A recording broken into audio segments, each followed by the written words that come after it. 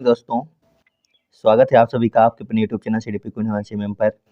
आज हम लोग करने वाले हैं जो 16 दिसंबर को मैथ्स के कुछ क्वेश्चन हमें आप लोगों ने भेजे हैं, उनका आपको दिखा रहे हैं कि कौन कौन से क्वेश्चन आए थे और किस प्रकार के क्वेश्चन बने हैं अपनी क्लासों के। तो देखते हैं। एक क्वेश्चन आया था, जब घंटे की सुई सुबह 6 बजे से दोपहर 3 बजे तक चलती है तो बना हुआ कोण ज्ञात करना था। दिया था कि एक घड़ी है, ये मान लीजिए, यहाँ पे होगा 12, यहाँ पे 3, यहाँ पे 6 और यहाँ पे 9। तो ये जो सुई है यहाँ से चलनी शुरू होती है सुबह 6 बजे और फिर ये पूरा एक गोला समझ लीजिए यहाँ तक घूम के यहाँ पर आ जाती है। तो अगर ये 6 से चल करके 6 पर वापस आती तो 360 डिग्री का हो जाता, लेकिन ये आकर के रुक गई कहाँ पर, 3 पर रुक गई। यानी 6 बजे से लेकर के सुबह दोपहर के 3 बजे तक चली है। तो हर हर एक घंटे में जो सुई होती है घड़ी की वो 30 डिग्री का कोण बनाती है। तो ये चली कितनी है, यहाँ से लेकर यहाँ तक चली, यानी कि 7, 8, 9, 10, 11, 12, 1, 2, 3, यानी कि 9 घंटे चली है। तो 9 तियाँ 27, यानी कि 270 जो है यहाँ पर हो जाएगा सही आंसर। कितने डिग्री का कोण बनेगा? 270 डिग्री का कोण बनेगा 9 घंटे अगर ये चली है तो, क्योंकि 1 घंटे में बनाती है 30 डिग्री का कोण। अब देखते हैं, एक क्वेश्चन हो रहा था आपका अगला, निम्नलिखित में से किसके लिए हम शिक्षण अधिगम सामग्री के रूप में डायंस ब्लॉक का उपयोग नहीं करते हैं।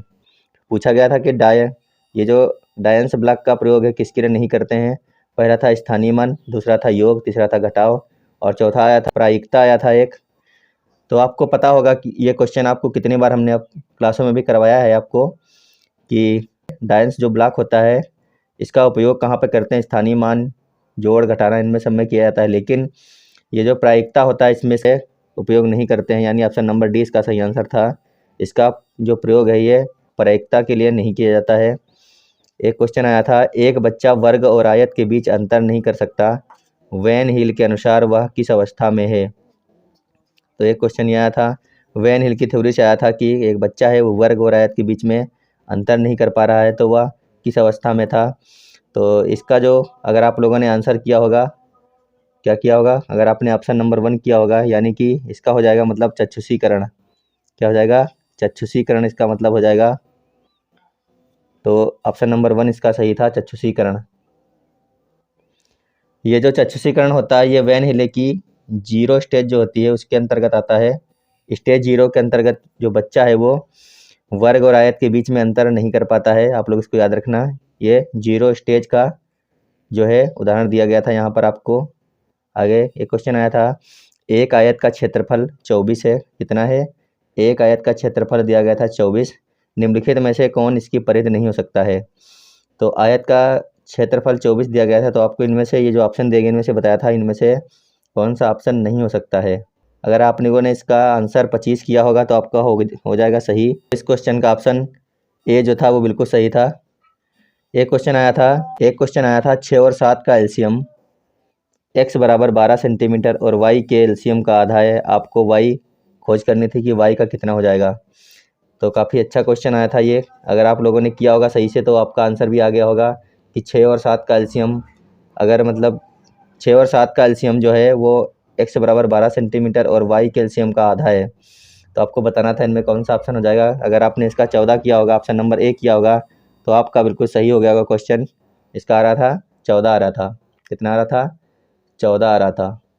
अब चलते हैं अगले क्वेश्चन पर। अगला क्वेश्चन आया था, पहली पंक्ति में हमारे पास 11 जोड़े हैं, दूसरे में हमारे पास 22 जोड़े हैं और तीसरे में हमारे पास 33 जोड़े हैं, तो कुल संख्या आपको ज्ञात करनी थी, कितनी हो जाएंगी।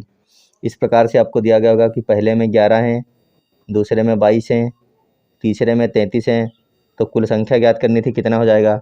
अगर आपने 66 कर दिया होगा तो आपका आंसर हो जाएगा गलत, क्योंकि यहाँ पे पूछा गया है कुल कितनी संख्याएं थी, जोड़े में दी गई थी, तो कुल पूछा गया था, यानी आपको करनी थी डबल। कितनी करनी थी इसकी डबल। तो ये 66 तो आ रहा है, लेकिन अगर आप इसका डबल कर दोगे तो इसमें संख्या हो जाएंगी 132, यानी ऑप्शन नंबर बी था इसका बिल्कुल सही आंसर। जोड़े में दी गई थी, जोड़े में हो रही थी 66, लेकिन आपको पूछा गया कुल कितनी संख्या थी, तो आपको जोड़े में नहीं बताना था, आपको बताना था सिंगल। तो इसीलिए हो जाएगा इसका ऑप्शन नंबर बी 132 जो इसका आंसर था वो हो गया सही। एक आया था, यदि किसी व्यक्ति की आय 2000 रुपये है और वह राशि का 3/5 खर्च करता है तो उसकी बचत का पता लगाना था आपको। कोई व्यक्ति जो है वो 2000 रुपये कमाता है और 2000 का वो अपने 3/5 खत्म कर देता है, 3/5 खर्च करता है तो उसकी बचत का आपको पता लगाना था।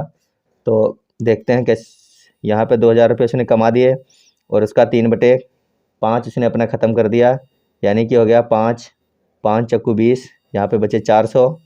अब आपको उसकी निकालनी क्या थी, बचत निकालनी थी। तो यहाँ पर हो गए,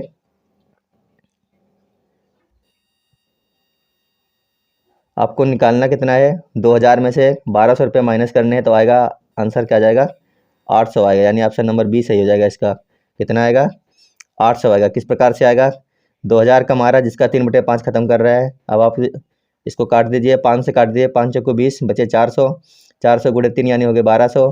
तो 2000 में से 1200 निकालोगे तो कितना बचेगा, 800 बचेगा। यानी इसका अगर आपने ऑप्शन बी अगर आपने सेलेक्ट किया तो हो गया होगा आंसर आपका बिल्कुल सही।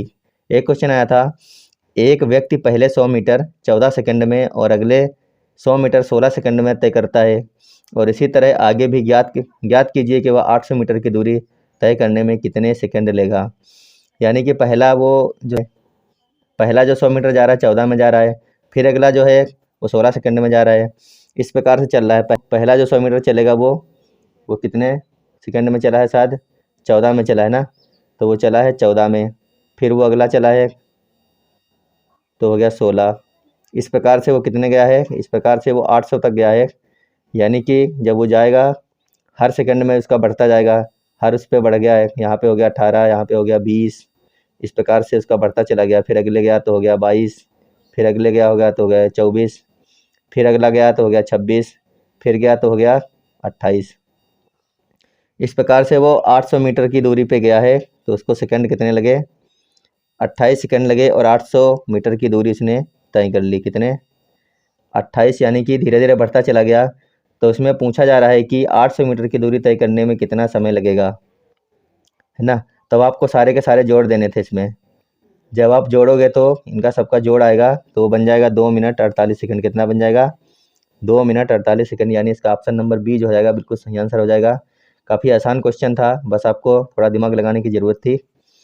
हर 100 मीटर पर जो है 2 सेकंड वो बढ़ा देता है, तो इस प्रकार से आपको करना था। तो चलते हैं अगले क्वेश्चन पर। अगला क्वेश्चन आया था, इसमें आपको अनुमानित संख्या ज्ञात करनी थी। 0 मतलब 3.6 गुणे 4.3 अपान 7.2 अनुमानित संख्या ज्ञात करनी थी।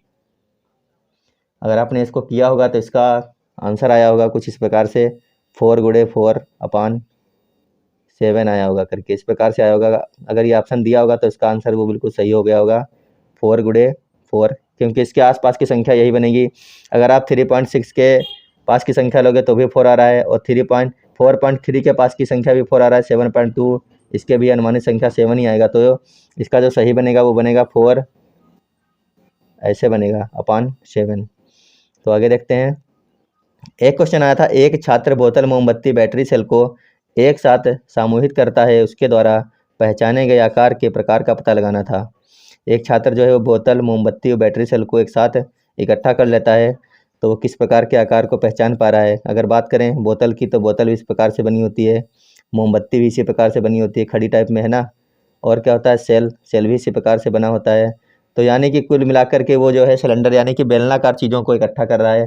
तो इसका अगर आपने ऑप्शन नंबर किया होगा बी तो बिल्कुल सही हो जाएगा आपका। क्या हो जाएगा, बी जो ऑप्शन नंबर है वो आपका बिल्कुल सही हो गया होगा। यहाँ पर आगे था, कुछ छात्रों में 28.5 किलोग्राम चीनी वितरित की गई, प्रत्येक छात्र को 3/4 किलोग्राम मिला। छात्रों की संख्या आपको ज्ञात करनी थी, कितने छात्र हो जाएंगे। तो यहाँ पर ऑप्शन नहीं दिया गया, यहाँ पर जो निकल के आ रहा है वो निकल के आ रहा था 38। ये ऑप्शन कुछ गलत हो गए हैं। तो अगर इसमें यही संख्या दी गई होगी, हमें तो पता नहीं करेक्ट, ये हमारे पास क्वेश्चन किसी ने भेजा था। तो अगर आपको ये संख्या मिली होगी, अगर जो यहाँ पर दिया गया जैसे कि 28.5 किलोग्राम चीनी को प्रत्येक छात्र में 3/4 किलोग्राम मिला, तो छात्रों की संख्या, तो अगर यही संख्या ऊपर जो हमने दी है आपको अगर यही थी तो उसमें आंसर 38 जो है वही आया होगा।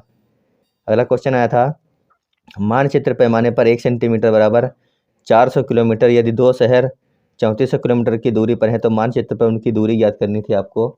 इस प्रकार का एक आपको देखने को मिला था। इसका जो सही आंसर आ रहा था वो आ रहा था 8.5 सेंटीमीटर, इस प्रकार से कुछ, यही ऑप्शन नंबर बी जो था ये इसका सही था। अगर यही सबको दिया था क्वेश्चन में तो क्या आ रहा था, 8.5 सेंटीमीटर आ रहा था। एक क्वेश्चन आया था 30 नवंबर 1999 को दिन ज्ञात करना था, आपको रीजनिंग का क्वेश्चन था। अगर आपने कैलेंडर चैप्टर पढ़ा होगा तो हो गया होगा, नहीं तो फिर अगर आपने तुक्का मारा होगा तो बता दें, इसका हो जाएगा ट्यूसडे। अगर आपने ये किया था तो बिल्कुल सही आंसर था, चैप्टर काफ़ी बड़ा है। एक क्वेश्चन आया था किन्हीं 5 संख्याओं का मध्य 74 है, इनमें से संख्याएं 70, 72, 75 है, तो संख्याओं का मध्य आपको ज्ञात करना था। अगर आपने किया होगा से 74.5 तो आपका सही आंसर हो गया होगा इसका। एक आया था गणित में किसी वस्तु या किसी भी आधे की संकल्पना समझने के लिए किस क्रम का अनुसरण होगा, तो इस प्रकार से आपको लगाना था साकार वस्तु के साथ अनुभव, भाषा के द्वारा, चित्र दिखाकर, संकेत के द्वारा। तो ऑप्शन नंबर 1 जो था ये साकार वस्तु के साथ अनुभव, ये इसका सही आंसर था।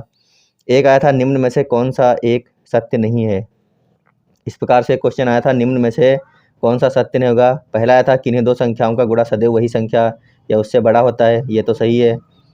एक आया था किन्हीं 2 संख्याओं का जोड़ हमेशा वही संख्या या संख्या से बड़ा होता है, सभी अभाज्य संख्याएं विषम होती हैं, इसका यही नहीं सही था। ऑप्शन नंबर 3 अगर आपने किया था तो ये हो गया आपका बिल्कुल सही। एक आया था गणित की प्रकृति होती है, तो गणित की प्रकृति साथियों कैसी होती है, तार्किक, अमूर्त, स्थान, दिशा, माप के रूप में होती है। ऑप्शन नंबर अगर आपने ये किया था तो बिल्कुल सही हो गया, कैसी होती है, तार्किक होती है। क्वेश्चन आया था 273, 364, 491 पैटर्न क्या होगा, तो इसका जो है 555 हो गया। अब आपको देखना है किस प्रकार से हुआ है। यह हुआ था 2 + 7 + 3, तो ये बराबर हो जाएगा 12 के, कितना हो जाएगा 12।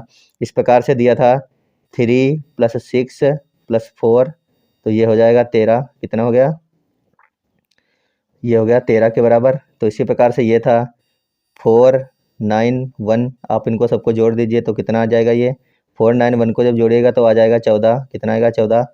तो फिर अगला पैटर्न आपको याद करना था कि क्या होगा, तो इसका हो जाएगा 5 + 5 + 5, तब ये आ जाएगा 15, कितना आएगा 15, 5, 5, 10 और 5, 15।